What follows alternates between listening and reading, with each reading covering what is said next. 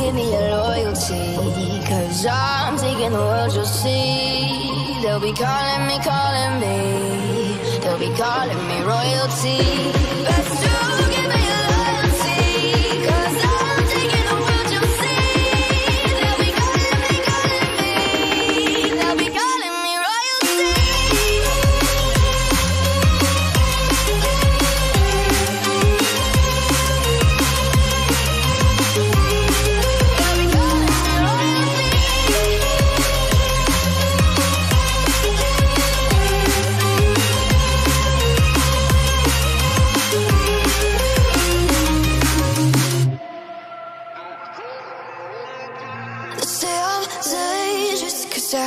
Broke all the cages, no, I will sit and take it. No, no. They left me for dead, I guess I'll never learn. Every time I break, there's just more pain to burn. They'll never, never, never learn.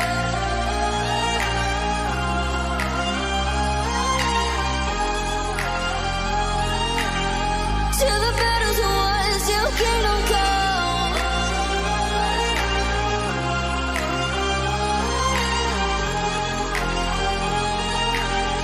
I'll never run.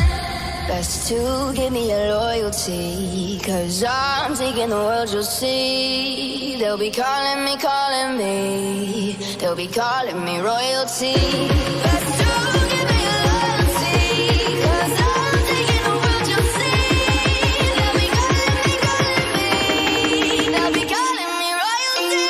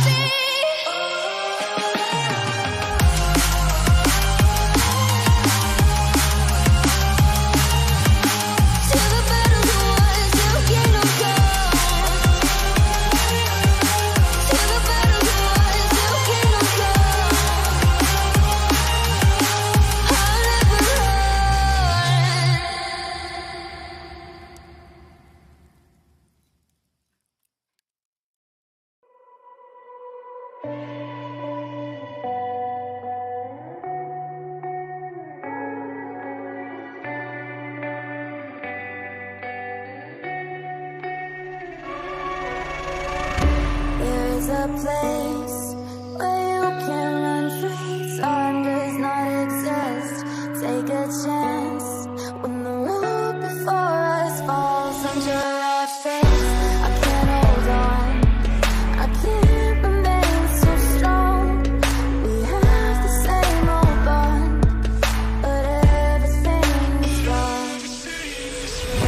My love is gone, but I've been born.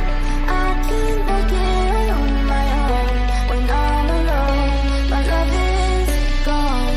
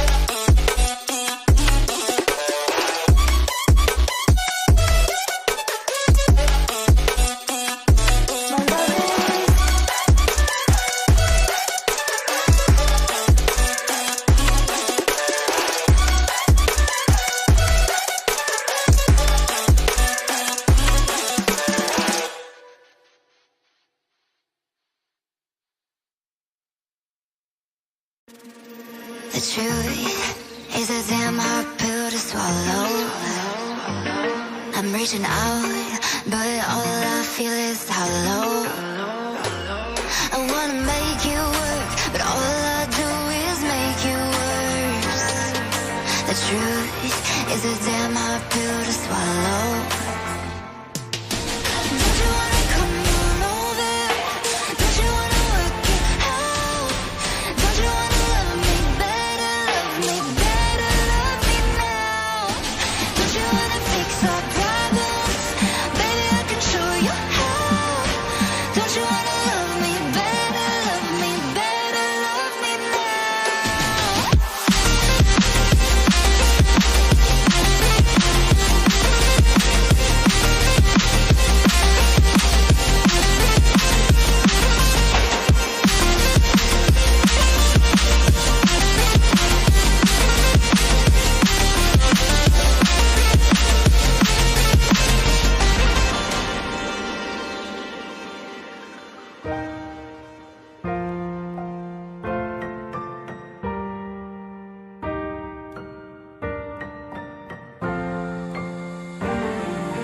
Don't you wanna come on over?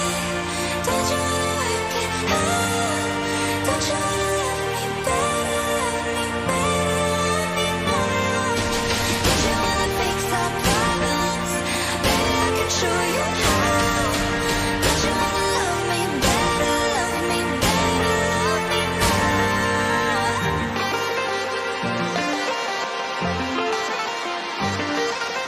Don't you wanna love me better, love me now?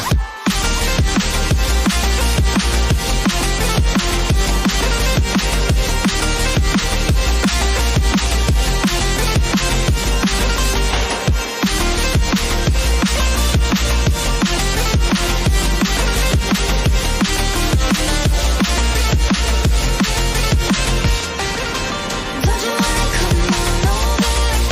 Don't you wanna work it out? Don't you wanna love me better, love me now? Don't you wanna fix our problems? Baby, I can show you how. Don't you wanna love me better, love me now?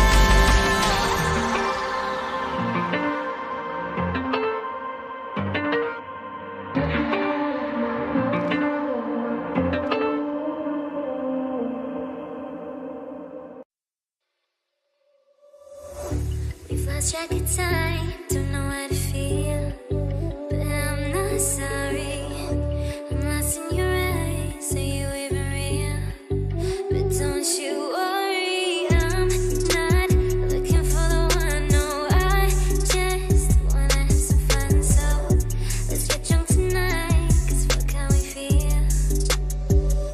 But for now, I won't give it all away, 'cause I don't think I'll stay.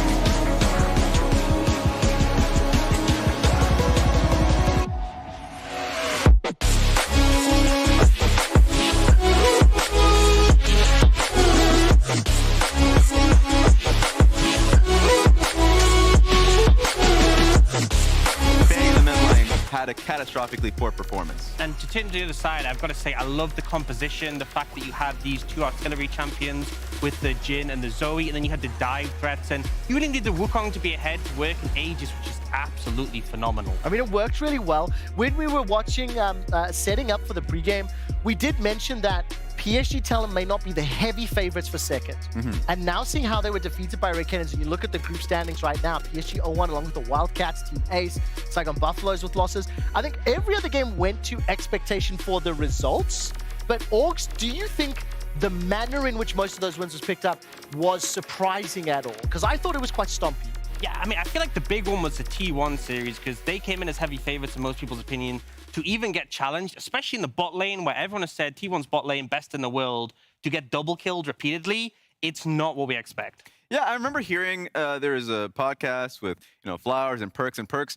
He was talking about the fact that when T1 is in an even state in game, the most interesting part about them is the fact that they're such a smart team that they can excel in those instances. And that was in a situation their bot lane was failing. Owner and Faker came out incredibly well. And so even with disasters happening on the bottom side of the map, they equalized and got the better of it. I tell you what, I held my breath for a few moments, because when Shogun was 5-2 on Tristana and had Kraken Slayer and Rapid Fire counter at like 11 minutes, I was like, this is winnable. This is winnable. And then Ono was like, no, it's not. No, it's not.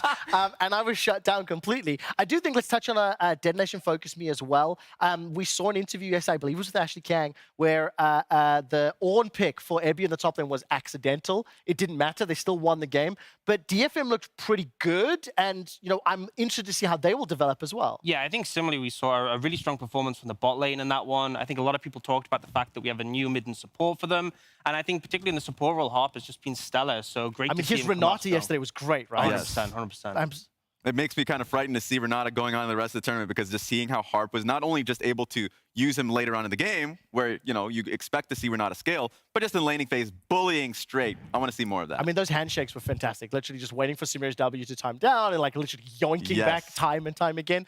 Talking about the Samir, talking about some of the champions, we're still focused on the first day of play. We are on 12.8, and at the top of the show, we looked at all the changes from 12.6 to 12.8.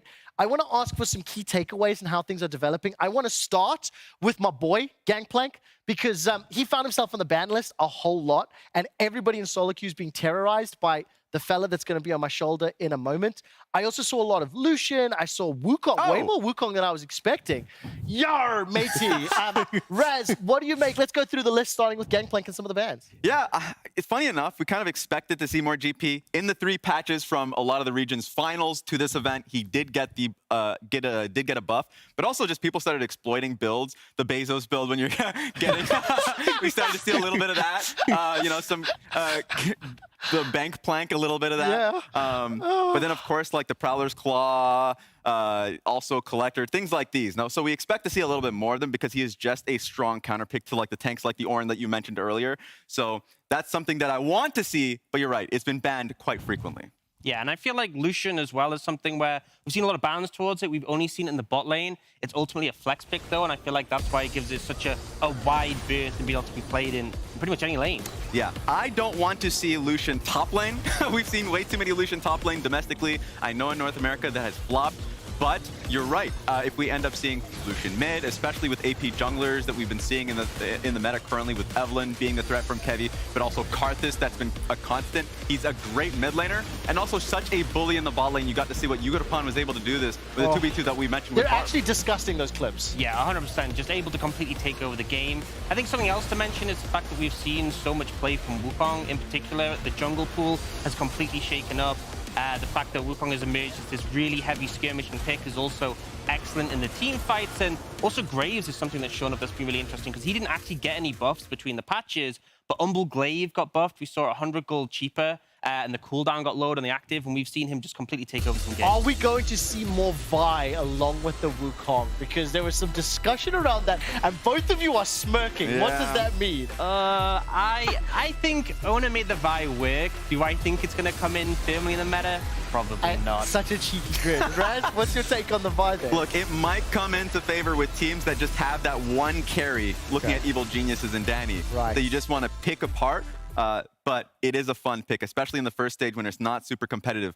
Kind of piggybacking off Wukong, we saw Wukong alongside in the Red Candid games Leona. it's just such a real dominant way to start fights if you have vision control. So I expect to see more of that duo. I just want to say, Wukong, worst version of Diana, Vi, worst version of Nocturne. Oh my goodness. Moving on, just for its sake, every single one of the groups today has got incredibly important stakes. Now, these are the groups, right? So as a reminder, the top 2 from each will advance to the Rumble stage. And when you take a look at the wins, DFM T1, RNG Red Canids, and G2, with EG and Order looking for their first wins, let's take a look at the schedule and highlight some of the important matchups. I'm going to start with 2 of my favorite regions, Turkey and Brazil. The Wildcats will be taking on the Red Canids, with Red Canids picking up that upset win against PSG yesterday. If they beat the Wildcats, they have a very comfortable 2-0 start and are favored to make it out of the group. Yeah, I think the big one for me is Detonation focused me against Saigon Buffalo, because for me, when we came into the group stages, I feel like this was the fight for second, you know, with T1 likely to take first in the group. So I'm hyped to see them go up against each other, especially when they both had really aggressive early games. Unsurprisingly with me, it's the first 2 games that you see on the board with EG and going up against G2 and going up against Order. Anyone that is a North American fan that's somehow still awake out there will remember when we got flipped over by Pentanet in the last MSI. We can't have that again. We do not want to be starting that far behind in the group. Don't want to be starting that far behind. This will, in fact, be our featured matchup. And I want to ask you exactly what EG have to do differently, because, Raz, there's a lot to unpack. I do want to focus, first of all, very quickly on the featured matchup of the day, presented by Mercedes-Benz. It's RNG versus PSG. Now, RNG yesterday, they came into day 1. They smashed, right? They were heavy favorites. But, Augs, did they play as well or better than you expected? Honestly, I think it was better. I mean, I expect them to come out strong in groups, but my big concern over the playoffs in particular for RNG has been Wei and Bin. They've been a little bit inconsistent, particularly if Wei isn't on his signature pick, but he got Viego and was just absolutely monstrous. And honestly, Bin as well, really a lot more respectful than we typically see him be, and he just completely flourished on this one. And generally, when you come into the first group for LPL teams, they tend to play to their opponent, play a lot more scrappier. So the fact that RNG was just on the ball and just looked insane. Specifically, I look towards Shahu's Ari, and he just felt confident on the pick. I know it's a current dominant pick right now for mid laners coming into the tournament, but he just made it look easy. I particularly appreciated in the drop 3 bans targeted towards Holy Phoenix as well. Yeah. Like, really clear strategy, really clear prep, research, and Feels like a lot of respect. I don't want to, like, the word respect is like, it was like they treated their opponent appropriately, Yes. right? Yeah. And it worked, because Holy Phoenix and Jin didn't necessarily work out, and the team obviously struggled. Now, these 2 teams, of course, against PSG, they're no strangers. They played in last year's semifinals. It is that rematch where PSG made it to the top 4. I do think, Raz, it is fair to say PSG not definitely at the same level as last year, and especially after yesterday's loss, they have a lot to bounce back from. Exactly. It's going to hurt when you lose top talent like River and Maple. And the fact that we remember way back last year when PSG went up against RNG and they played spoiler to them in the Rumble stage. They ended up beating them. They went to the semifinals, of course, eventually lost, right? All of those memories, for them, it's going to be a tougher climb, and RNG is going to look a lot stronger. But we've seen PSG start slow in the beginning of tournaments and ramp up when people less expect them. I expect that to happen, of course, here today. Yeah, I feel like, you know, there's some redemption here. I think RNG is a tough matchup to get it, but Yeah. I just hope to see a bit more promising play than we got yesterday. It's a tough task as well. I took a look at some of the stats for RNG, and I'll break it down in the pre-match, but they have a 74.5% win rate across every international group stage they've ever appeared in. Oh, no. Think about it for a second. That's low. That is a lot, okay? Anyways, let's bring it back to the first match of the day. NA versus EU, the Spice Wars Part 2, Oh my Revenge Boogaloo. Get this off my screen. Raz, baby, can you look at this graph? I don't want to hear it. Can you briefly summarize and remind me what the game looked like yesterday? Because I'm struggling. Let's get some analysis, I'm Raz. struggling to recall. goes for a bit. How was it, a little bit more seriously, how was it that G2 were able to pick up the win yesterday against MG? I thought their draft was exceptional. We don't get to see a lot of teams really exploit the red side of the draft. The Anivia pick into the Rise is a tried and true.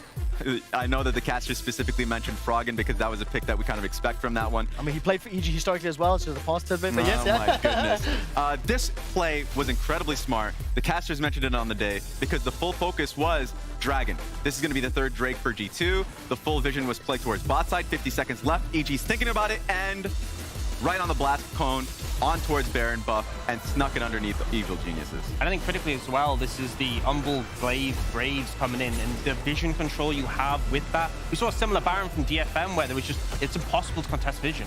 Yeah, it really is. We saw a lot of Umbral Glaive yesterday, actually. I think it was one of the things that maybe we should keep an eye on throughout the course of today. We will have several post-game content. And what I really love from our production team and from our observers is highlighting that after G2 snuck that Baron, they then set up for the fight. And I got a tad nervous once this began.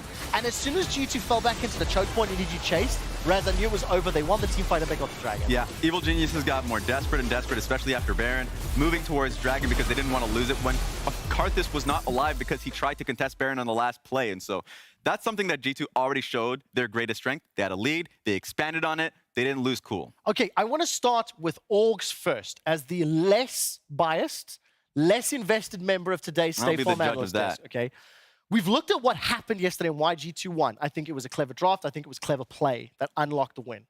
What do you want to see changing from EG to prevent that happening today? I think you need stronger mid-jungle. I think it comes down to picking champions that are able to facilitate and contest Caps and Yankos. I mean, you had Ryze and Karthus, which is just not a strong duo. And honestly, Raz, I got to ask, do you know what a Nivea passive does?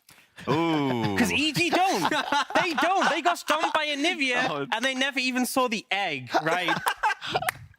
Look, let's just say G2 had a great strategy of making it so Ryze was just never in the game. Yeah, they never had a chance of contesting the egg. It's actually hilarious just how dominant Caps was, that he was able to have an 86% kill participation on the Anivia, the roaming Anivia, Trevor. I do think it's very crucial to call out as well that the very first pick of that draft was in fact Pyke. Yes. And I have to give huge kudos to Yinsu, who in her research for the event, frankly speaking, couldn't shut up about G2's Pyke and how previous iterations of the rosters could play it in every role. And then she was so excited by it, I almost wanted to be like, it's not going to happen. And then it gets first picked. So I had to sit down first. There we go. But Targamas's roaming, the way the team synergized was great. You have to assume that not only have G2 come in prepared, they have come in also respecting their opponents. They ensured that Jojo was shut down. Danny never got rolling. I think the meta shifted away from them a little bit. How much of an uphill task is it turning around yesterday's defeat to today's rematch? Because there hasn't been a lot of time, Raz. It's going to be tough. I think not only are you going to be addressing what the draft is, all teams are going to be exploring in the meta. And it feels like G2 is just generally speaking comfortable with all of the picks that they do have. And they're just a better macro team. So that's going to be the tough thing to take away from, is that not only you're learning the macro points that G2 was able to show you in the last game, the drafts as well. From the drafting point, I have confidence, Trevor, okay, that they will learn from that one. I also think with G2 being on the red side, it unlocked the interesting draft you saw. I mean, Pyke, Zeri, Anivia, that is not something we've seen this year. Like, that's the first Anivia that Caps has played since 2017 Rift Rivals. Frankly, that's the first professional Anivia he's played. I don't think Rift Rivals truly counts. Yeah, I think ultimately G2 are a team who can throw out a lot of curveballs, and being on red side allows you to be very reactionary, right? You see what your opponent offers, and you're able to go, okay, we have this out of nowhere Nivea we can pull out that just completely shuts down your composition. This is what I'm scared about. Because in the Yinsu interview that Caps had, not only did he mention the fact that he was practicing the Anivia throughout the split, so it's something that they always had, but he talked about the fact that they had more in the tank, and knowing Broken Blade, he's going to have more. He brought this out in group stage. They're not going to throw all their aces up their sleeve out in the group stage, right? There'll be so much more. You do not know G2 and Carlos's orders. They will throw everything out as soon as it is possible. This is the good match. Okay, it is time to check in with what you guys at home think with your MasterCard fan predictions. Please make sure to follow us and let us know every single day who you think is going to win MasterCard Nexus at Twitter account, because today's vote, very surprisingly to me, is 81% G2, 18% frankly Twitter. I cannot believe 18% of you voted for EG. I thought it was going to be much lower. That is what the fans are saying. We are 2 minutes away from draft. So, gentlemen, I'm going to ask you to give me a prediction, and more specifically, what will make your prediction come true in the following game? Who will win, and what will make it come true? Orgs gets to go first. Keep it short. G2 are going to win. It's going to be Caps Gap, and if they don't fix the mid-jungle issue, which I don't think they can, it's just over. During the playoffs, every time I voted against Evil Geniuses, they ended up winning. I'm voting against them. Look, I'm putting as much caster curse as possible on this one. I do think that G2 right now is just the better team, but we'll see if the underdogs of Evil Geniuses can take them. Now, very quickly, as we are about 40 seconds from heading to our Shoutcaster duo, can you tell me what effect EG is going to have to deal with, knowing they also play Order in the very next game? because that is also a different mindset. G2 were able to 2-0 yesterday. EG now have to look to do that today. I think not only does it warm them up, it also gets them a better understanding of the mistakes they made in the previous game. I don't think they're a tilt-worthy team. In fact, the biggest surprise with the new members when they were on that big stage in the finals just lived with it, right? They reveled in the moment. So I don't think that they're going to get tilted off of a bad performance. Yeah, I don't think tilting is definitely anything that team's going to do. I'm very interested to see how the draft adaptation will happen. And frankly, I just want to see and hear more from Jojo. I want to hear the spice. I want to see the drama. And that does it from us here at the Stay Farm Analysis. We're going to head to the Shoutcasters to get to the first match of day 2 of MSI 2022. 2. G'day. Thank you very much, Trevor and the gang. I'm Pastry. That's Mark Z. I guess we have to reinforce the caster desk, given what EG experienced yesterday against G2. You talking about the caster curse? Yeah. G2, easy dub here, number 2. Just we can skip this game. They're gonna win, right? Yeah, don't worry about it. No. It was a pretty big shellacking, I'd say. There were some plays by EG, but more or less G2 controlled that game from moment 1 into it and never let go of the reins. There was some, things you can be like, oh, they should clean that up. But, that's kind of nitpicking at that point. G2 definitely established themselves as the favorite in the group based off that game. We'll have to see if EG can bounce back. Yeah, EG's draft felt very comfortable for them, which I think is a smart thing, opening up for this team on the international stage. It's their first time, and obviously a lot of these players, or not a lot of them, but at least 2 of their players' first time, the 2 young guns we've talked about a lot domestically, but they've got veterans. They've definitely got lots of ability, and they do have time as well. This is a long group with many games. Obviously, G2 is going to be the team to beat in this group based on pre-tournament expectations, and after yesterday, I think we can only say that's even more of a thing. But obviously, they have the ability. I think they did show some good things in that game, but G2 came very well prepared, and there are no easy wins against a team like G2. And to be fair, to G2 as well, they have their own young guns in the bot lane with Targamas and Flacket. So it's something that both teams are going to benefit from, this kind of longer ramp-up portion. And we'll just have to see if the mid lane Caps will continue to dominate. That was the big... A lot of claps yesterday. I mean, he was smurfing that run up through playoffs and has kind of continued that streak. It's a 13-game win streak now, I believe. Actually, 14, including yesterday's win over EG. So 14-game win streak for G2. I wonder how far they can take it and when people are finally going to be able to snap a game away from them. Well, we have swapped sides as far as drafting goes yesterday. G2 are going to be on the blue side. Wukong and Zari both taken away. Lucian continuing to get respect, and Ari, the other obvious one, basically don't want to give that one away to any team at MSI. Yeah, definitely not. Seems a lot of mid lane focus. I will say, during that insane run that I was talking about, G2 is still currently on with 14 games. The vast majority of them have been on red side. They have 3 blue wins, no losses recently, but at least you can say, hey, maybe blue side is a little bit weaker. It did feel like a lot of teams were preferring red side in the previous pre-12.8 meta, and we'll have to see if that's still the case. It doesn't feel like there's currently anything insanely OP where you're like, I must first pick this, and it's a lot about targeting the stronger parts of the meta, but not like, if this goes through the draft, we're screwed. Yeah, I agree, and I think red side seems like the better side right now, but we'll have to see. Of course, both teams will feel confident drafting on either. First pick Graves here. Again, Umbral Glaive is everywhere. Jankos continues to be an Umbral Glaive enjoyer.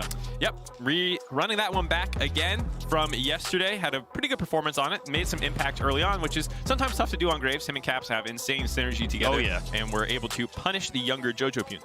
All right, well, looks like maybe easy lined up here for the first pick. Big shift in AD meta, as we've noticed. Danny is obviously excellent on the kind of big hyper carries, the Jinx, the Aphelioses. Can still play them, although I don't think Jinx is anywhere near the meta right now. So Ezreal is something he's very comfy on, but not something we've seen him on a lot in their run throughout spring. Definitely, and it is something that's a champion that can play 1v2 a little bit easier if you want your support going out and roaming. And I thought that was one part of the game yesterday that G2 really exploited EG in, was Targamas on the pike. Being able to get out of lane over and over again, harass Jojo Pune, and the bot lane for EG could not punish in any way. Flacket was completely even in CS, even up at points in the game, and so that's something that now might be a little bit easier to match, with the Ezreal being a little more independent for EG now to have Vulcan get out of lane and also start roaming. Yeah, it looks like we've moved away from AP jungle for now. J4 the lock in there for Inspired, I believe. So moving towards something that they're a little bit more comfy on, perhaps. I think Karthus is very powerful. I think Inspired was just fine on it, but obviously a very different style of comp you're bringing to any game. Yeah, for the run that EG was on, because they had been on an 11-game win streak prior to that loss yesterday. Part of that was Inspired playing like that MVP level that he was in Europe, and he was a primary engage option. Even in things like the Nocturne, you still kind of say, hey guys, follow up on me. I press R, let's go. And That is not what Karthus does at all. Oh, no, he it's did not look back. comfortable on the champion with the flash on top in the top lane gank onto Broken Blade, where there's just no hope of ever getting a kill there. So this is something that will be easier for EG to follow up on. And like you said, it's back, baby. The Pike. So that's a spicy one. It's a good one as well in the hands of Targamas, alongside Kai'Sa there for Flacket, obviously. Another champion I think we'll see quite a lot more of, although we were seeing it a little bit in the old meta game as well. Don't see Rakan all that often, but Vulcan obviously has plenty of reps on the champion, so we'll be happy to take it here, I hope, as we move into phase 2. See what the teams want to take away here as they line up the rest of these drafts. Yeah, really interesting to see the support meta evolve just beyond Leon and Nautilus. It still feels like those are kind of the two staples in the meta, but with the Pike being taken right away by G2, I think we were talking about, does EG want to have a little bit more roam potential to match? And Rakan playmaking is quite strong, and maybe that's one of the answers they want to have is you can then get in, shield, charm people up, knock them up, make it a little bit easier. And I will say, you know, the Pike specialty of Europe is something that most regions in the world don't have a lot of experience, I bet. And even if you have played against a random Pike or two in competitive, they're probably not the European Pikes. Yeah. And there's definitely something in the water about just them being able to pilot this champ super well, the roams, the craziness, Hylissang, Targamas as well. Like, just people have made this pick work in Europe more than anywhere else. I think definitely, as you mentioned, the impact it can have on mid lane, especially we saw plenty of good rooms from Targamas alongside Jankos, basically picking on Jojo with Caps as Anivia setting things up very nicely. So definitely a pick to watch out for here, but can't respect them all as Syndra's going to get banned away from Caps. Mordekaiser taken away from Impact. That's an Impact special. So G2 doing their homework. They did the homework, yeah. It is one of the things that he played into Orange specifically, and I think that's why you see the answer ban from EG saying, all right, if you're going to get rid of Bonavarts, we're going to get rid of some yours. The GP taken out was an interesting discussion that we were having about, is the GP priority going to be really high? There is the ping that has been put into this game where, you know, you're at 30-ish ping, 35 is the number. Does that impact triple barrel combos? Because GP can be mechanically more intensive a little bit with that. I've watched this NA player called Zig. He is an insane GP, do triple barrels on NA solo queue. So I think it's still very possible even with the ping, and that's why you see it banned out here. It's still going to be a very strong pick in the meta. All right, so Zoe, interestingly, is going to be picked up there by EG. Jojo throwing down the gauntlet, which is perhaps a touch risky, as Galio already going to get picked up there. And Nasus continues to be hovered in the last position. I think this is a nod to Corporal, actually. Yeah. The order support in this group. Well, I also got baited. This is just a European hover. That's what they told me in the cast. Okay, interesting. It's just a Europe thing. I'm not quite sure where it comes from. Galio Camille would be a really interesting combination that we haven't seen quite too relevant in the meta for a while, but it's always a pick that you can lock in together. They just have such insane synergy. And this is a comp for G2 that has so much playmaking around the map. You want to split it up. Then you want the Galio Pike showing up out of nowhere. Kai'Sa can come flying in from the back line. Kai'Sa Galio was often paired up together as well. It's just so easy to isolate a single target and absolutely explode them. Even Graves can just shoot his ultimate over the top. There's like someone on EG is dying at the start of every fight as long as there's a semi-clean engage from G2 here. Yep, and definitely a nice lineup there for G2. Last pick is for Impact, actually. Had Jojo blind this Zoe. Galio, not the most threatening 1v1 champion, although it can set up very nicely, so gonna have to watch for potentially Jankos and Targamas for rooms again. But as you said, definitely picked more for the comp in general, whereas EG are just opting for Zoe Ezreal plus some other champions, basically. Yeah, I mean, it has the bones of a poke comp, but lots of engage as well, and the Gwen is just a strong generalist pick. I know that a lot of people think you have to, like, you want to dive backline or whatnot, but with the immunity, you can actually play on the front line quite a bit. And this is the first Zoe for Jojo this year, I believe. Yep. So this will be a bit of a different look for him.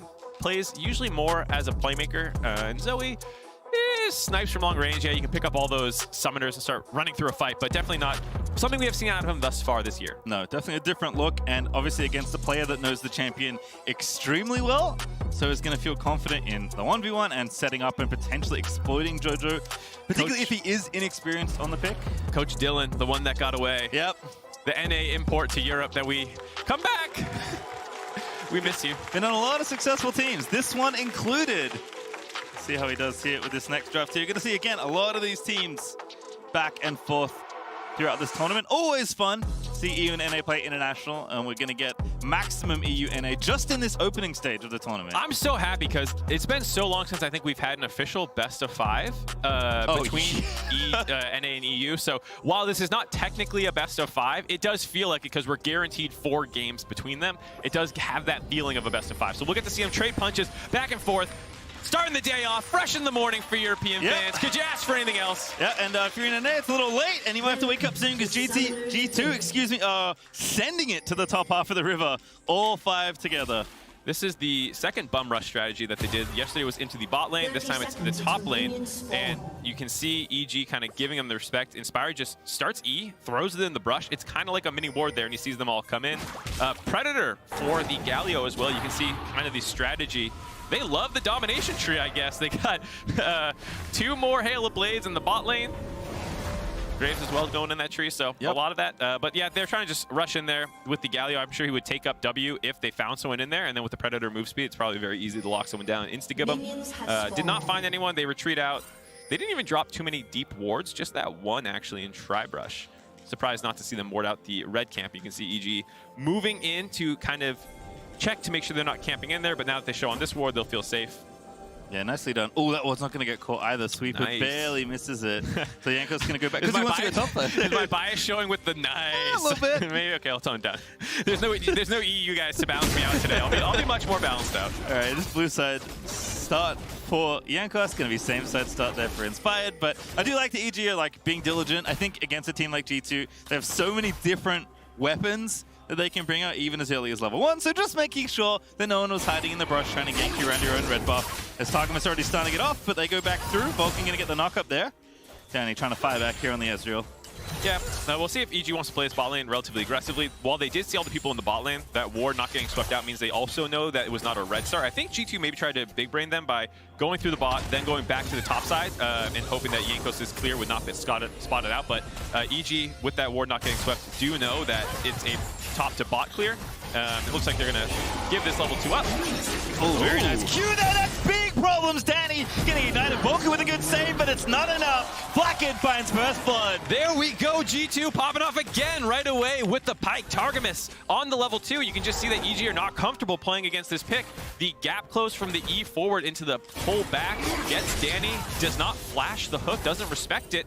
Gets pulled in and killed, and off to the races again now. Yeah, level 1 Ezreal, no Arcane Shift available, so an easy pick-off here. So well set up here by G2. So you can see what I was talking about. They want to sack level 2. They do back off the wave, but they're just not comfortable with how far the engage range of a Pike can actually be with the E forward into the Q pulling him back. And that was the mistake they made there, was they acknowledged, okay, you guys are going to hit 2 first, but did not respect the potential there and end up giving up first blood. For EG fans, you've seen this before. Yep. You've seen Danny die in lane, and then they still win the game. Don't worry about it. You're hoping it's one of those games. All right, well, top side, we'll check in briefly. Broken Blade feeling pretty good here in his 1v1, but Impact will be just fine. Don't think we'll see too much of that lane until the mid game. I'm sure they'll be alone, just hanging out with their ignites and their teleports. Yep, this is definitely a comp for G2 that's going to turn online more at 6 with all of the kind of global ults that come in line, both with the Galio, obviously Camille locking them down. A little bit of a face check between supports here. But yeah, it's definitely a comp for G2 that is going to turn more online at 6, going to target top lane most likely, though they could go bot. And we see Broken Blade already roaming down to mid lane, but EG have a little bit of a cover. Yeah, Jojo Ill is going to be the target. Does that the flash? Does flash indeed. It is a hook back onto Vulcan though, but the sleep happens. Broken Blade not going to be able to get anything, and EG dodge that gank is 2v1 in the bottom side because Yankos is joining in, and Blackhead gets kill number 2. All right, I think Danny thought that because there was so much attention in the mid lane, it was a 1v1 and he wants to go in there and hop on top of Blackhead, but Yankos was covering that play already, and so they take the 2v1 on the bot side, bait Danny into engaging. Another kill already onto the Kai'Sa, off to the races for Flacket at 2-0. All right, Broken Blade again going to meet Vulcan, but Vulcan going to dash back towards Inspired, and this was the thing for G2 that was on display. I mean, it's not uncommon, we know this about them, but the way they move around the map and just constantly shift all the pieces around is beautiful to watch, and this coverage by Yankos is exactly that. It's an understanding of player psychology more than it is game information. A lot of the times when people talk about being like really smart players, you're talking about like, oh, their game knowledge is so good, they know this matchup well, or the rotatos or whatnot. But for me, if you understand, hey, if a bunch of people show mid and I look like an idiot bot lane, you're going to jump on me and my team will have someone else there.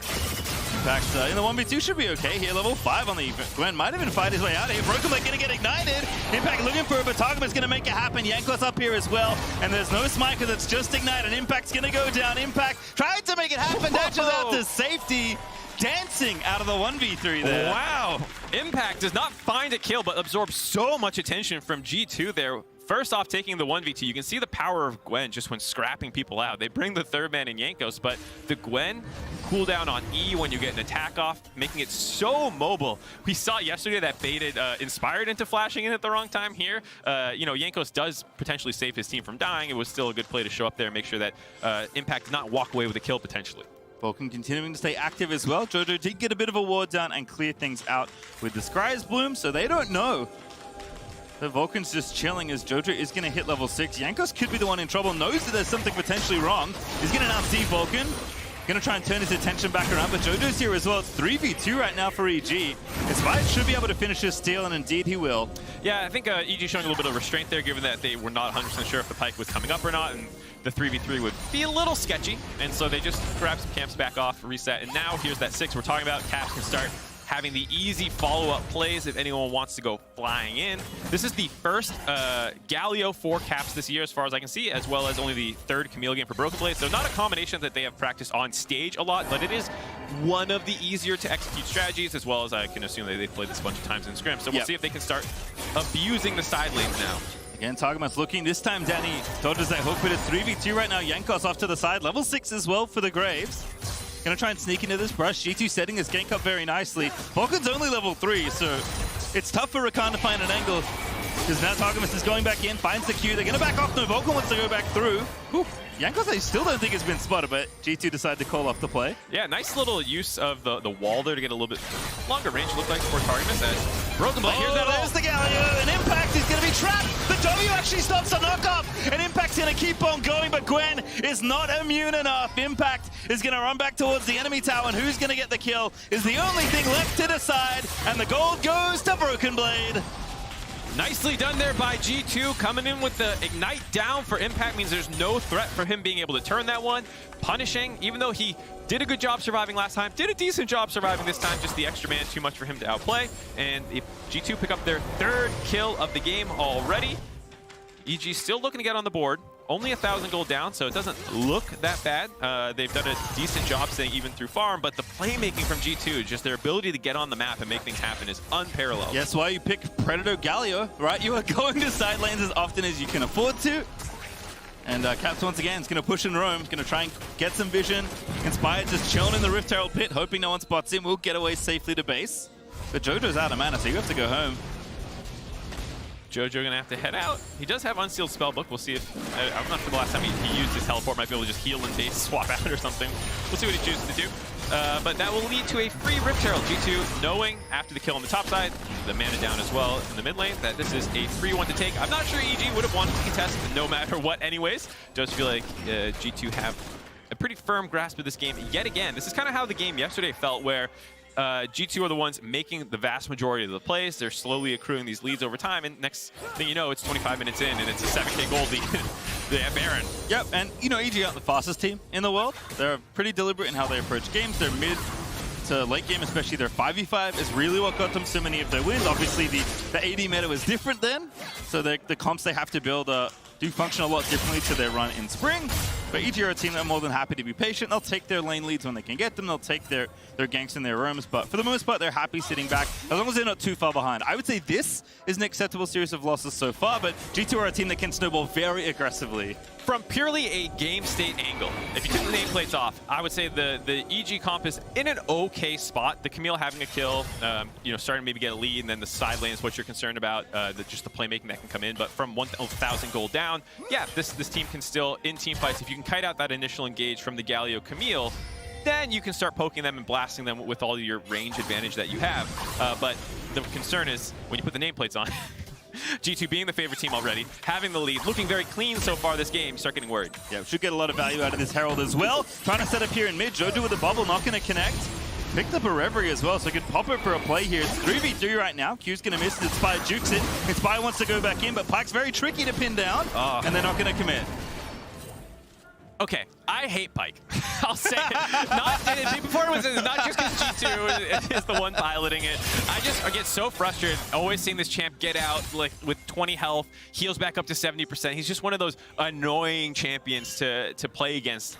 And sometimes gets frustrating to watch too when you just see him be so slippery. But that also makes him such a fun champion to watch sometimes too, because well-piloted Pikes are so aggressive. They can take such a beating and still survive and then come right back into the fight. Yeah, Pike's also a champion that, like, you get them to 10% or whatever. Doesn't matter. Even if they say you're not safe, right? Like, one reset and everything's just gone completely wrong. So, gotta be careful, gotta really do the damage to Pike when he's in the mix. But EG haven't had to play any sort of extended big skirmish or even full 5v5. Not rushing towards his first dragon, it's just a Mountain Drake. Kind of being contained very well by GT so far. Impact's having a decent time, but in general, game's just pretty slow and steady right now. Well, I think from the angle for G2, you don't really care about dragon stacking. Like, obviously, dragons are good. You want dragons. Everyone wants dragons. But for their comp, they don't necessarily want 5v5s. You enjoy having a split-up map state. And so if you're not stacking the dragons, G2's not going to contest you. Or EG's not going to contest you. If EG's not stacking the dragons, you're not going to be forced to contest the soul point or anything like that. And you can go for these kind of split-up fights like this. Okay, Caps can't come, but I don't think it's going to matter. Yanko should have enough, but indeed he will. And now Targamas is already here, inspired and Vulcan far too late to this play. Yep, if they had the right read on it, just a little too slow to get there. Yanko's had the inside track. Targamas showed up around the same time as Inspired and Vulcan, but by that point, Impact's already dead. That means that they get to take a couple plates off this turret, drop his Rift Herald, funnel some more gold into Broken Blade, and this is the concern as they actually go in. All right, they're going to go for it. There's the combo. Vulcan finds two with the knockoff after the ulti. Jojo's moving on in. Broken Blade is low, and there is Inspired with the double kill. On side, Danny at it again. Flacket exhausted, but I don't think that's enough. He's so strong on the Kai'Sa with those 2 kills. Danny's going to get out, though. Yeah, all right, so EG finally find an opportunity to answer back. A little bit of greed by G2 in the top lane, trying to get that Rift Kill charge off and not respecting the Jojo Pune roam, but Caps is going to answer on the bot side. Danny is trapped between a rock and a turret. Yep, and a Galio, as Danny is just going to get 1v1. Yeah, Flacket just takes it, doesn't even need the assistance. Caps holds the ulti. Danny goes down. All right, Danny answered after Flacket pre-chunked him out, forced the summoners as well. It was off screen, but Flacket actually landed a nice W from River to set up an engage onto Danny and chunked him out. And that's when, because Jojo Pune had just shown on the top side, G2 have this great answer play on the bot side, find another kill, find some more turrets, plates. Gold League continuing to explode now because while EG does find some answer kills, they're underneath their own turret. There's no real objective for them to grab. I think Jojo got 1 plate in the top side before they had to back off that situation. And again, another great bit of team play by G2 across the Rift. Yes, Caps didn't even get an assist for that play, but him being there is the thing that basically traps Danny. There's nothing he can do. If it doesn't show up on the scoreboard, it doesn't count. No. That was absolutely a kill, assisted by the Galio. You still see it on the scoreboard. Doesn't get gold, and it's one of those things that, you don't necessarily see in highlight reels. You don't see it in, talk about stats or anything like that, but those are the kinds of plays that win you games. And that's something that Caps has always been incredible at, the roaming windows that other people aren't ready for. All right, well, Jojo continuing to throw Qs, just activating the passage, trying to get some damage on to the turret. Doesn't even throw it. Flacket doesn't want to take a tower shot, would rather take the plate there. EG trying to get aggressive here, overloading this top half of the map, protecting Impact a little, trying to catch this Pike in roam. This is a good setup here for EG, but again, G2 will counterpunch very quickly, and Vulcan recognizing this is going to back away as Caps actually the one to take the first tower down in bottom lane. Yeah, I wonder if EG thought that they were going to have G2 overload into bot side to take the Dragon, and they were hoping to get a trade play on the top side during that time, but G2 only left the Galio down there alone, and you had Targamas up there kind of protecting Broken Blade and stuff, so EG couldn't actually grab any turrets or anything like that, just a little bit of vision control that's already being swept out. Double Umbral Glaze will be coming in by G2. Yankos has his already. Targamas still working on his, but that will mean it will be very difficult for EG to keep any sort of wards up deep in the enemy jungle. Yeah, that is one of the really nice features of Pike in this day and age, when Umbral Glaive is such a popular item. Pike is a champion that absolutely loves to build lethality, so slots right in nicely as EG will eventually take this dragon. But to your point, this game has not been about stacking these dragons, and given the pace it's going with G2's lead, they have now about 3,000 gold. In fact, more now as Broken Blade takes his turret in topside. I just don't think the dragons are going to matter that much. No, not at all. I think G2's very intelligent about what objectives they actually care about, as we see a bubble land. not going to result in anything, I don't think. Too many other members of G2 around. But even in the game yesterday, there was a period of time where they gave up the second Rift Herald, which is something that I think a lot of teams don't want to do. You don't want to give that up. It feels like a lot of gold. But because EG were already behind in tempo that game, they ended up getting a charge off mid that chunked it from full to half. But who cares? It's still a half-health turret. Doesn't actually give you any gold.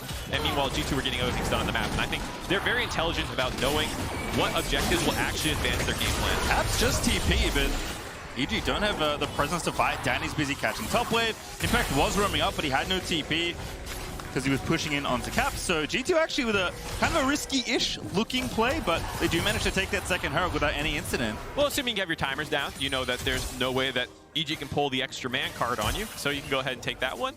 And the reason the Rift Herald is more important for them in this game than, say, the previous one was this is much more of a split push composition. Even if you do end up moving men to each other, you do want to use this to make a play, drop the Herald, and then end up being able to really push that advantage. If you kill Gwen in the side lane with the Galio, that Rift Herald becomes a lot stronger. There's also still a mid lane up, and I just love using second Herald to break mid lane turret if I can. That is such an important part for map control. 3v3, Spider in the brush trying to set the trap. There's the ulti out of Ezreal, but that's not enough damage on the Yankos, and Danny is getting 1v1. Inspired got one, but he goes down on the other side, and Broken Blade has already finished off the Camille, and now Jojo has to contest with his Kai'Sa, but the sleep is just so they can run away. Bottom side, Impact's doing what he can on the tower, but G2's still chasing. Caps won't find anything else, but G2 still won that exchange. Yeah, 2-for-1 in G2's favor with the man advantage, the global mobility of their comp coming in right there, making sure that they could actually protect Yankos, make him live a little longer than I think EG thought it was going to happen. That means during that time, Danny was also just getting messed up by Broken Blade, who's off to the races. I've seen some people memeing on Broken Blade a little bit for his performance yesterday, where he was struggling into the Fiora versus Aatrox matchup, and then on the second Aatrox matchup was one of the people that EG were able to make plays on, but I think hadn't received a lot of attention despite playing these carry picks from the team. This time G2 has more tools to help set him up, and you're seeing what Broken Blade can do. That he was really good during their run in playoffs through that loser's bracket, but I think for a lot of international fans tuning into that run, they're like, oh my god, Caps is amazing, he's making the run, but Broken Blade was a very important part of that. And look, we've seen him in the LCS too, right? Was a bit hot and cold at times, but when he's hot, really on as a player. And you know, Danny wasn't there when Broken Blade was playing in the LCS. And a lot of players who have that kind of, I don't want to say coin flippy style, it's just like you are willing to take risks that other people aren't. They sometimes draw more negative attention than the safer players. But I the Ornn players? Yeah, the Ornn players, yeah. But I always respect players who are willing to take the risk to actually win the game. It's okay, he's also an Ornn player, so he's got it all. He can do both. Very well rounded. Find you a top laner who can do both. Well, G2 certainly have found that. Vulcan in the mid lane trying to get him to Blackett, but that's a beautiful supercharger away. And now the kill is going to come. Blackett finds it there as Vulcan going to go down. And with that, they're going to have pressure in the mid lane. You have to assume Yankos might drop the Rift Herald here. It is going to get used to finalize this turret. See Caps in a little bit of a weird spot here. Gallagher's level 12. Everfrost is nice. Danny shifts into on Blackett. Oh no! Whoa. Comes on in, scoops one up. TP's coming on through, and Broken Blade thought about the dive, holds it this time, but G2 find two and the mid tower as well as the Herald gets used. Who's baiting who? Caps looks like he's out of position. Oh, again, in fact, gonna get baited. It's just so easy. Blackett, 6 kills, man, dominating in this game. Absolutely running away with that level 1 first blood onto Danny. Has not slowed down since then. 6 kills. Blackett is just playing clean up here. Caps keeps baiting him in. Still sleepy, but the damage just isn't there. They don't have the burst. Jojo's landing the bubbles, but there's just nothing else they can do. Picks up an Everfrost, pops it for the wave, I think, and Danny's ulti's going to get a bit of poke happening, but G2 just going to run away. I think EG might get mid if they can counter push, but G2 got so much off that play. Yeah, G2 absolutely running away with the game now. So I was talking about, it starts slow and the snowball just keeps going downhill up to about a 6,500 gold lead now. And Caps, yeah, just getting caught out of position, saying like, hey guys, look at me. And then just overstepping by EG, not knowing how strong they are. Starts first with Vulcan, again, going in, gets baited, just too clean by Blackett, too easy, just pop the E, walk out of that. And then they get that return kill, and then here's Caps. You think he's caught out of position, you think he might be in trouble, but it was a pretty nice Everfrost as well. When Danny shifts in, he's already rooted. He kind of buffered his own CC to be caught out in the front line, so it's very easy for Blackett to actually go and get that kill there. And now he's at that Kai'Sa level, you know, where you just pop R, pop Q, someone's deleted instantly. Yep. Oh, coach of staff feeling good. Was that like was he flexing the wrist, like shaking it out? I don't know. Yeah, I don't know. Whatever it was, it's good for G2.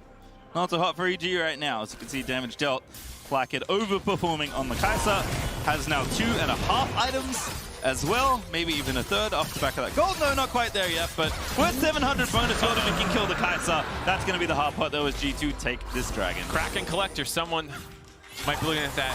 I think it's actually good here, given the relative squishiness on the enemy team. It's really only Inspired who can get kind of tanky. The fact that your team has so much raw damage in it, you can very easily collect those kills with that item. So this is a great time for it, I think, given that you're going to be flying into the backline with other people trying to assassinate them. Definitely a defendable purchase as Broken Blade. Little Loopsy. My man. In the EG jungle. I was singing your praises. I was trying to hype you up, dude. That's why he died. Let's be honest. This is exactly what I was talking about. You know, he's trying to work for his team, trying to get some deep vision. You can kind of see there's a pink ward on the far side of the wolf wall. And he was just trying to be a team player, got caught out of position. Does give EG a window, to push into G2's side and start clearing out some of this vision. But you can still see, even with that kill, EG know they're much weaker. Like, you have to make so many mistakes like that for G2 to give up control of this game that it's pretty defendable from a risk-reward perspective. That, like, even if I die, does it change the game state? No. No. Just gives a little bit of gold back. EG will take it, but G2 not too flustered. Broken Blade's already back on the map. Doesn't have TP, but it's cooling down relatively swiftly. He's going to go down and catch that bottom wave. Thinks better of it. Going to go now towards his team, who's looking around the Baron area, at least wanting to bait EG into this play. Ooh, Targamas almost eats a bubble there, but good little dodge to the left. Gets out of it there as Jojo's still fishing around these objectives. Still looking around. We'll see how G2 wants to advance the game plan from here, because without the dragon stacking, it's a little less telegraphed of go dragon, enemy team contests you, you get a nice engage with Camille Galio. Because EG can kind of sack these, the only thing they can do is pressure the Baron. It is still relatively early. I can understand G2 maybe playing it a little slow, but they're also not necessarily known for that. We'll see what they do. Doing a great job in this vision as well. EG with defensive pinks trying to make it happen. Targamas looking for the Q. Does not land. Flakked dodging that bubble as well. The terrain is kind of interesting for Zoe. Not as many chokes, actually, for you to throw things through. So G2 dodge all that as they look for a bit of an invade. There we go. Unlucky for EG. Not our fault. We got the Infernal map with Zoe. Nope. Unlucky. GG. Go next. You know what? It was Infernal Rift last time, too, actually. Interesting. Yeah. So from here, I want to see what they do. I'm really excited to see Flakked popping off like this. I think I said this with Dracos on the Diephoria podcast. It felt like, as an outsider looking into the European region, it did feel like there was not as much emphasis put on him during the regular season, and it was a lot about Targamas being incredible. And during the run, with the kind of swap of Broken Blade to being a little bit more on the Ornn, Flakked got to shine more and more, and it feels like that momentum has continued for a young player stepping in. First game on Kai'Sa this year as well. This is exactly what you want to see out of him. He is absolutely smurfing, showing that he can be the primary carry in some of these games, you know, where I can just get insanely fed off laning phase and carry the team. It feels like such an important step for the young player to be proving himself. I mean, this is just EG. We'll see how things go further on in the tournament, but this is incredible momentum from him carrying on through the playoff run. Definitely a good-looking game here to kick things off, as teams are just jostling for control of this Baron area. EG know they have to be very respectful, right? G2 are willing to pull the trigger in basically every situation, whether it's, 1v1, 2v2, or even a full-on 5v5, and they don't really have good vision control, so EG are being very methodical, trying to clear things out, trying not to get baited by caps again. But that does mean that, you kind of just have to push your waves and see where the enemy wants to go. You are getting dictated to a lot in this game. And G2, they are so good at controlling the pace of the game. I think it's one thing to be like, oh, they play quickly. And, the answer is they play quickly sometimes. But they're so good at setting up plays. This is an example. Cap's going to come on in. Counter TP is going to be a little too late. Impact trying to save the day, but it's not enough. And Jojo now just has to turn tail and run. Yeah, a little bit slow on the TP there. Maybe would have been able to be turned around if he was right on top of it. But had to find a safe location to TP in, I believe. And that gave the time for Broken Blade to get that kill. The Camille also very strong right now, just 2-2-2 compared to 0-3-0 for Impact. Despite having more farm, because he's kind of been left isolated to split push, still cannot contest that fight, even blowing the Ignites traded out.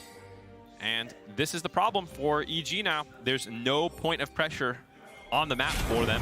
G2 can kind of just keep picking them apart. It is hard for G2 because there's so much face check potential between the Jarvan flag, the Zoe skill shots, the Ezreal skill shots. Like, it's very easy for them to actually contest vision somewhat if Broken Blade's not there for the engage. If Broken Blade's dealing with impact, it's much harder for G2 to find that engage unless it's a target mishook kind of landing or a total face check into Galio.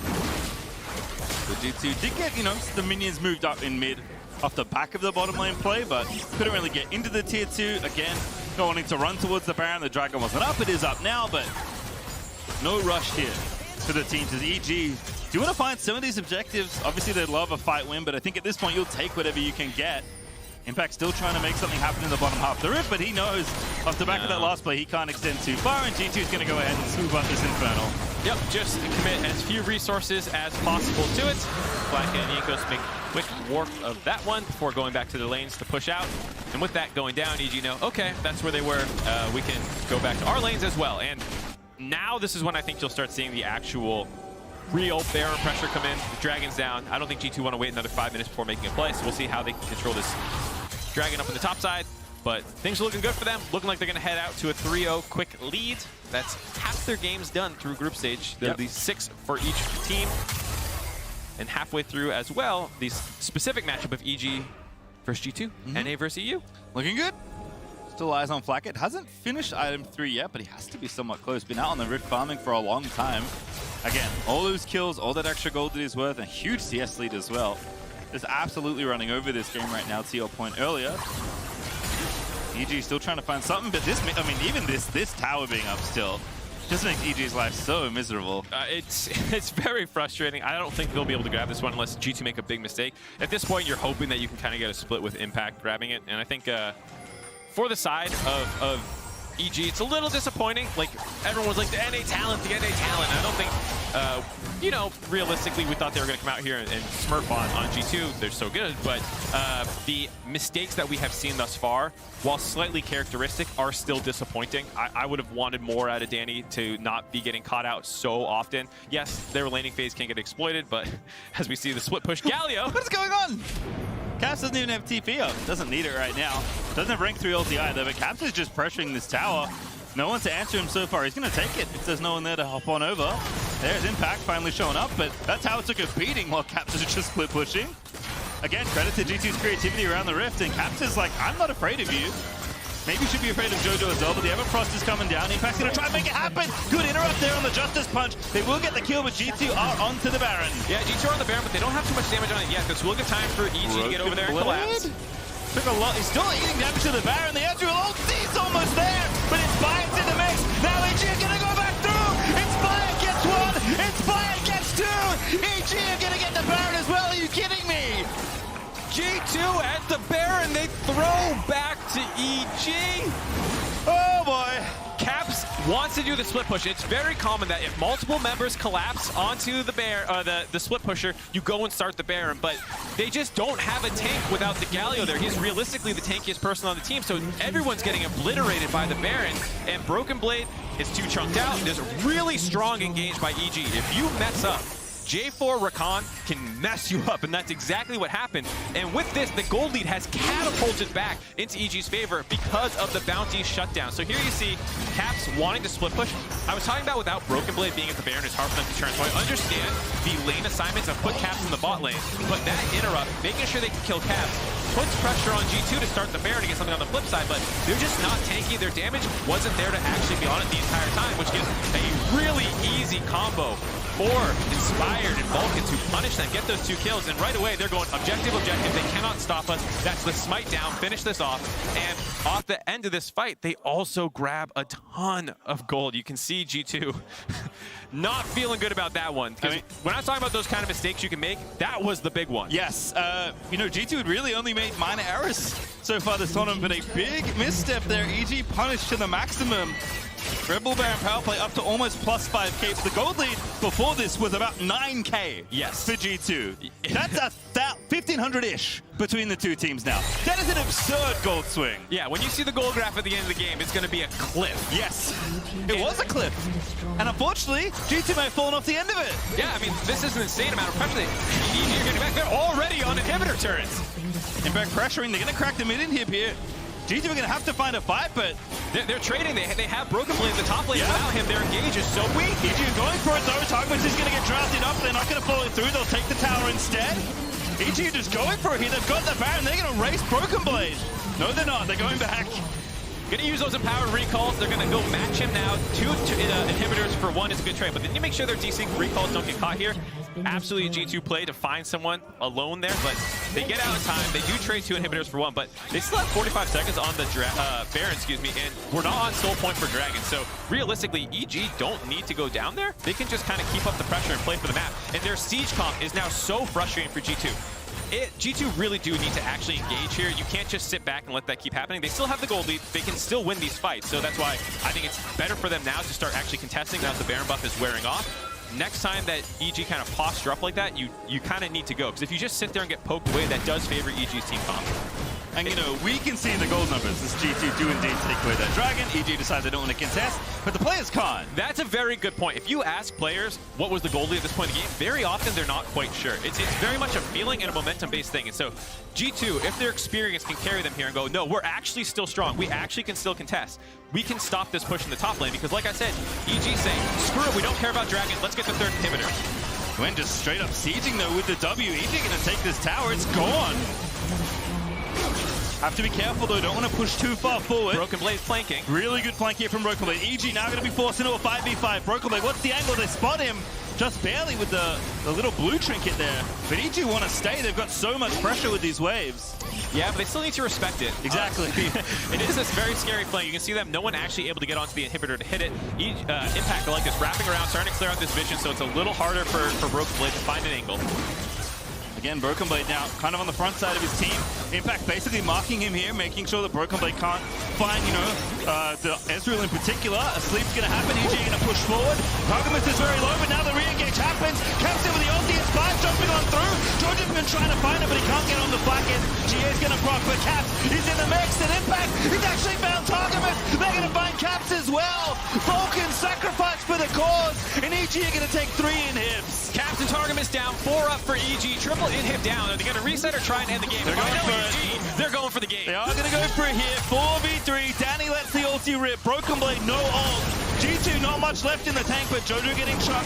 Blackhead is so strong if he can find the free time, but I don't know if he can find the space. Broken Blade going back in, but now dashes back out. Danny aggressively far forward. Yanko's the target. Inspired's going to get killed off, though. Blackhead finds the kill. That's going to delay it. EG have to leave. Nicely played defense there by G2, baiting them in and out, never letting them find a target. None of the engages by them actually let it. Ooh, Danny gets tagged up. TP coming in as well from Broken Blade. They're going to have to split here and look for an area to recall in safely. They're going to see him right across the wave, but Targamas is in hot pursuit, doesn't want to let them out. Yep, the youth of EG are maybe in a spot of bother. Jojo doesn't get trolled by Banshees. They took that one out. EG is going to keep running. Danny's just going to fight. He has to try and kill Targamas. Here's the TP in from EG. They're going to try and protect the lads. Here comes Vulcan. Look at his support. The team is going to give up his life, but Impact's here as well now. Impact now going to let him rip. He takes out Caps. They get another Broken Blade falls. EG, they find the counter play. Who's baiting who? Pastry time! The flash followed by Vulcan getting in there to make sure Caps could not actually get onto the 2 most important members. Made sure they kept the youth alive, like you said. And there's that cliff. Still technically G2 with the gold lead, but my God, has EG been in control ever since that Baron throw. Years of my life are being shaved off from this game, and we're not done. Makes sense. Like the witches and Hocus Pocus. That's a boomer reference right there. EG pushing in again. I don't think you can end at this spot. EG looking like they're going to agree with me and just go ahead and back away. Critically, a minute 40 or so until the Baron is, until the Infernal Dragon's back up, and Baron's back up right now. Yep. I like this call. You know, Baron spawning, triple inhibs down. It's slow it down a little bit here. I don't know the last time Danny reset. He probably has a ton of gold to actually spend. So go ahead, let your minions do the work, grab the free objective, set back up, because it would be nice if you could end the game before you're on soul point, but realistically, that is too big of a risk. Get these advantages while you can get them, and get ready for this dragon fight that's probably coming your way. Nice thing is the inhib are going to be staggered as we'll watch us play again. This was saving Private Danny. I mean, here for EG. Yeah, you can feel both teams getting a little loosey-goosey here. Vulcan stopping Broken Blade from collapsing with the initial part of his charge. While Vulcan did not actually get the charm on the Galio, he's still was able to stop him from getting out. And that allowed them to have some targets to kill. Those double kills going back in their favor. The G2 reach behind, I guess, is the play. That's 2 for 2 on the reaction cams, being the scratch the back of the head. Not looking good for them. I will say it's not totally doomed. Triple inhibs, the two are back up. They are open. EG are probably going to grab these before the dragon comes up. And then I don't know if they even leave the base. It just feels risky to even fall back to the dragon because that allows Yanko the potential to smite steal. We've seen him do that time and time again. Don't let him near it. Don't let him anywhere near the dragon pit if you can help it. Is EG going to look to take down this mid inhib? Should be able to get it here. The Baron cannons are going to have enough. There's a good sleep on the target, but they are going to go for it. No, they are. Vulcan dives in, but he whiffs completely. And now G2 are going to find the counterpunch. Danny is going to get jumped over. Impact is ripping through the rest of G2. Impact is trying to carry the team over the finish line. And Blackhead's going to be the next target. They take him down. Inspired, though, now the only one left alive. And G2 are going to get an ace. I think, yeah, Broken Blade's got it. Inspired's dead. That's an ace for G2. Battle of the top laners. Broken Blade comes out on top with the carry out of nowhere. 7-3 and 4. The engage by EG came up short. They couldn't tell if they wanted to go or not off the sleep, and so Vulcan, when he finally went in, was a little too slow. They could not actually kill Blackhead 100-0, and then the counter engage by G2 was absolutely massive. With that, Broken Blade is going to be able to take away the soul as well. Infernal Soul in G2's back pocket. Broken Blade giveth, and Broken Blade taketh. And now Broken Blade's the one with the bounty. 7 kills. And the Infernal Soul for G2 as well, so watch this one again. So this Drowsy onto Blackhead was good, but I think he was invisible for a portion of time, and so maybe Vulcan didn't actually know where he was for the engage, and by the time he can go in, it's too late. This opens up the counter engage. Absolutely monstrous by Broken Blade. No help from Galio there, just getting on top of Danny, threatening him. Like we said before, Impact was good on the other side of the fight, kind of winning it with both backlines obliterated. Broken Blade was just a little bit faster on it, and this deletes Impact with the charged up Q, and was able to win that fight right there. And Inspired doing what he can, but not a fair fight. Yeah, Targamas lives. I mean, he's going to live to fight the super creeps off, which is good, but he didn't need to either. Broken Blade would have been just fine there. It's, you know, not Elder Dragon, it's not Baron. It's an easy objective for someone like this coming onto solo. Broken Blade does just that because the entire enemy team is dead. And we are back to a very tricky game to figure out the lead in. 37 minutes almost done. Infernal Soul's up for G2, but EG still pressuring with these inhibitors, although 2 are now respawned. Yeah, map state in EG's favor. Game state in G2's favor, I would say. Yep. Their comp with this extra damage can absolutely delete someone instantly. So even with the frozen heart of Danny, I don't think he'll be safe if Broken Blade's able to get on top of him cleanly with caps. It's about who's got better hands right now. EG trying to find the engage. They're going to go back in. Danny going to get jumped on caps here as well. I think they interrupted it though, and Danny's cutting it out, but he can't do any more in EG. They have to fight through all the stasis. They have to fight through everything, and Yankos is going to rip Impact apart. Vulcan's got nothing. Jojo's got nothing. And G2, I think they've won the game. The fight goes their way as they get another ace. It's an ace for G2. Broken Blade turning back in. He jumps onto Danny, and rather than kite, EG go onto the enemy backline. They go try and assassinate G2. G2 totally out-team fight them there. 5-4-0 in their favor. They're pushing in bot lane. 40 seconds for Jojo, 30 for Danny. They should be able to end the game off that, but it is a very long push. That's what I was talking about with map state being in EG's favor, even with the one fight. G2 are going to have to get there, but they should have this one. Yeah. I said they were going to go 3-0 before. Maybe Caster cursed them a little bit, but this time it should actually be the end of the game. 10 seconds before anyone else comes up. Yeah, 5v0, a pretty easy fight to win here for G2. It was very dicey after that Baron, but G2 hold on to their undefeated record as Vulcan will respawn to watch the Nexus fall. Everyone hail King Broken Blade in the top lane. Woo! Oh boy, just when everything started going off the rails, back-to-back fights for Broken Blade, carry G2 across the finish line, gets the game back in their favor. EG, you can see on their faces, very disappointed that they felt like with that Baron throw, they should have had that game, and honestly, they should have. Despite never really getting the gold lead back, they had the wave states in their favor. It felt like they should have been able to close that game out, but the team fighting for G2 just too good. You could see the momentum shift in that game. I said it, like the players don't know what the gold lead is, but you could tell what they thought it was. EG were like, wait a second, this game's winnable all of a sudden. We got this. And G2 were like, uh-oh, what have we done? And then unfortunately D2, with a lot of their veterans, with their just poise as a team, hold on to the mental, know what they have to do to bring it back, and Broken Blade brings them home. Yeah, I think obviously Flacket was still really good. Oh, yeah. I don't want to make it sound like it was all Broken Blade because he was not the focus for the first 25 minutes of the game, whatever it was. But once the game kind of got flipped upside down and G2 or EG put a lot of focus on killing Flacket, it was actually Broken Blade untouched in a lot of these fights who was bringing it home. He had a lot of really clean engages onto Danny and was able to make sure that he wasn't a threat. And then from there, G2 could cut out those fights. So that's one of the reasons that you're happy to see Broken Blade on this team. We're talking about it earlier in the game, the kind of not quite coin flippy, but kind of coin flippy nature. He can make plays for you. Like, he can win you the game. I'll be on the top, the top winner.